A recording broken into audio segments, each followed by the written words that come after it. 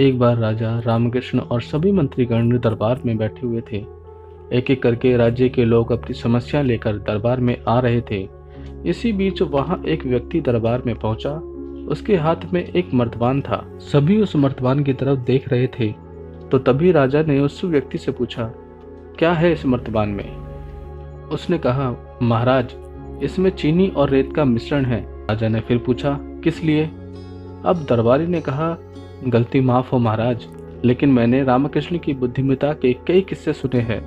मैं उनकी परीक्षा लेना चाहता हूँ। मैं ये चाहता हूँ कि रामकृष्ण इस रेत में से बिना पानी का इस्तेमाल किए चीनी का एक एक दाना अलग कर दे। सभी हैरान होकर रामकृष्ण की ओर देखने लगे। अब राजा ने रामकृष्ण की ओर देखा और कहा, देख लो रामकृष्ण, अब तुम कैसे इस व्यक्ति के सामने अपनी बुद्धिमानी का परिचय दोगे? रामकृष्ण ने मुस्कुराते हुए कहा, महाराज, हो जाएगा, यह तो मेरे बाएं हाथ का काम है। अब सभी लोग हैरान थे कि रामकृष्ण ऐसा क्या करेंगे कि रेत से चीनी अलग अलग हो जाएगी। तभी रामकृष्ण उठे और उस मर्तबान को लेकर महल में मौजूद बगीचे की ओर बढ़ चले। उनके पीछे वह व्यक्ति भी था।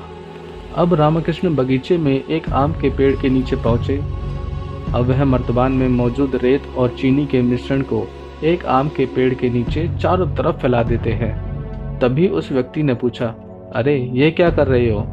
इस पर रामकृष्ण ने कहा, यह आपको कल पता चलेगा।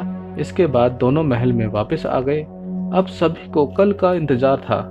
अगली सुबह जब दरबार लगा तो राजा और सारे मंत्री एक साथ बगीचे में पहुंचे। साथ में रामकृष्ण और रेत व चीनी का मिश्रण लाने वाला व्यक्ति भी था। सभी आम के पेड़ के पास पहुंच गए। सभी ने देखा कि अब वहां सिर्फ रेत पड़ी हुई है। दरअसल रेत में मौजूद चीनी को चींटियों ने निकालकर अपने बिल में इकट्ठा कर लिया था और बची कुची चीनी को कुछ चींटियां उठाकर अपने बिल में ले जा रही थीं। इस पर उस व्यक्ति ने पूछा, चीनी कहाँ है? तो रामकृष्ण ने कहा, रेत से चीनी अलग हो गई है। सभी जोर जोर से हंसने लगे। रामकृष्ण की यह चतुराई देखकर राजा ने उस व्यक्ति से कहा, अगर तुम्हें चीनी चाहिए तो तुम्हें चींटियों के बिल में घुसना पड़ेगा। इस पर सभी लोग फिर से ठहाके मार के हंसने लगे और सबने रामकृष्ण की तारीफ की। इस कहानी से यही सीख मिलती है, किसी को नीचा दिखाने का प्रयास आपके लिए हानिकारक हो सकता है।